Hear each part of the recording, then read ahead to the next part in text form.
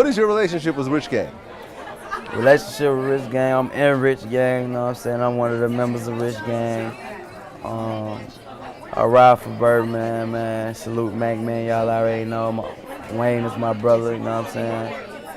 And that's what it is. That's how I'm rocking. You got songs on the new Wayne album? We got a lot of songs that we've been working on, you know what I'm saying? We've been working for like the last couple of years, man. I'm seeing it.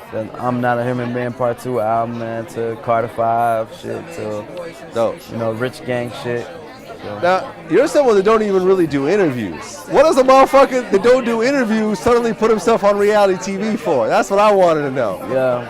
Tell me the reason behind that. Was the money that crazy?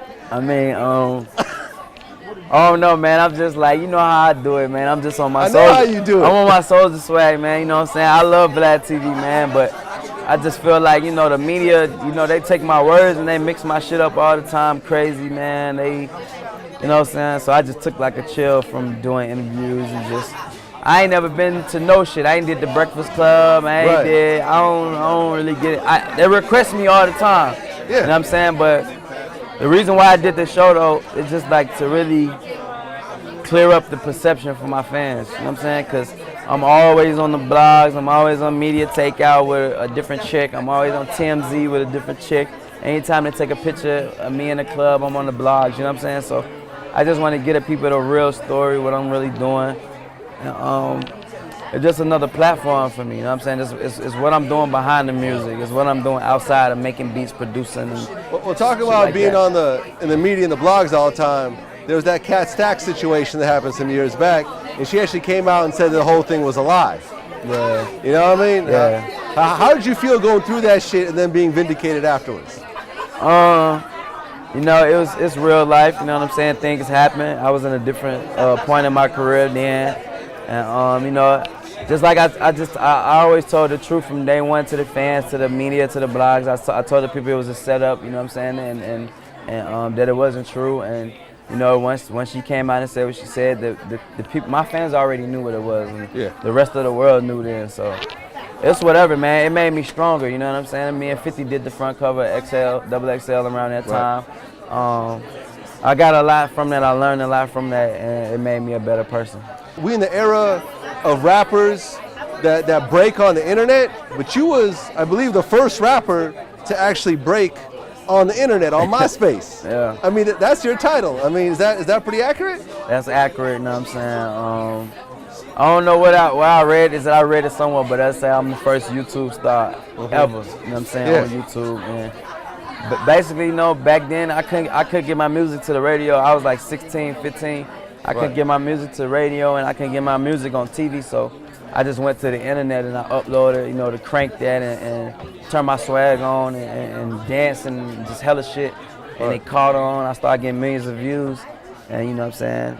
I just kept it going, you know what I'm saying? Now I'm CEO of my own record label, SODMG. Right.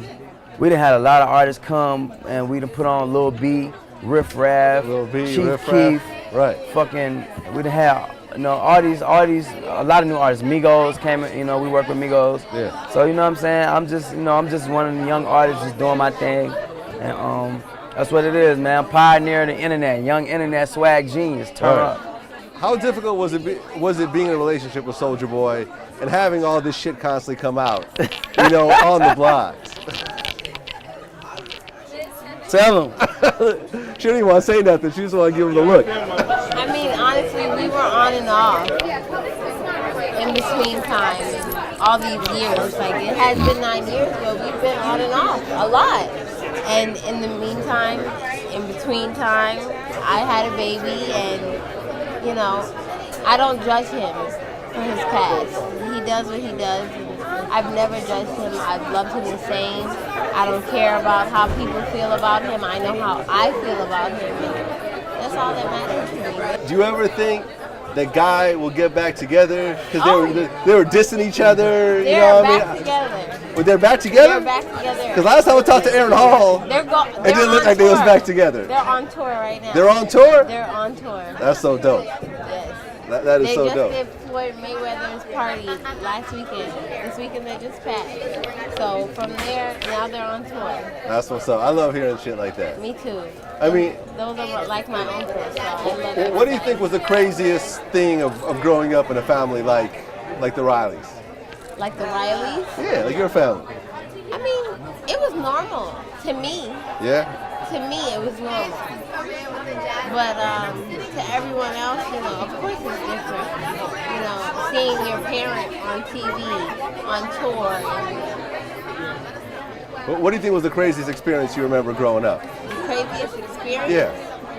You know, I feel like we never really went through anything really crazy, but there's a lot of different mothers. There's a lot of kids and there's a lot of different mothers. So, you know, it took a lot for us to all be in sync with one another. And I feel like once I was about 15, 16, we were all in sync and all the moms got along and all the kids got along. And I think it took a lot of time for that to happen. One thing I heard about you that seems to get reinforced is that you just never take your jewelry off. I mean, how you hear something like that? Yeah, just people that know you. What the fuck? Say like you in the studio and you'll have all your shit on. Like, do you sleep in your shit? Like, do you shower with your chains on? Yeah. So if it wasn't up to you, I make them take it off at night. He said you keep your shit on. Yeah, that's a good one. I mean, am I right though? Yeah, no, you're right. I wear my jewelry all the time. Like what Drake say in that song? I wear all my chains on, even when I'm in the house. He got that shit from me. You know what I'm saying? Yeah? I'm in the house. I got 4 or 5 chains on, but that's just, I don't know, because I never had none. I come from the hood. I come from the ghetto. I come from the brokest hood in Atlanta, Georgia, on the west side. I never had shit. So when I made my first $1 million at 17, I said, nigga, I'm going to ball out. I want niggas to know that I made it. You know what I'm saying? So this is a statement of me not having nothing and coming to being something, making nothing to something.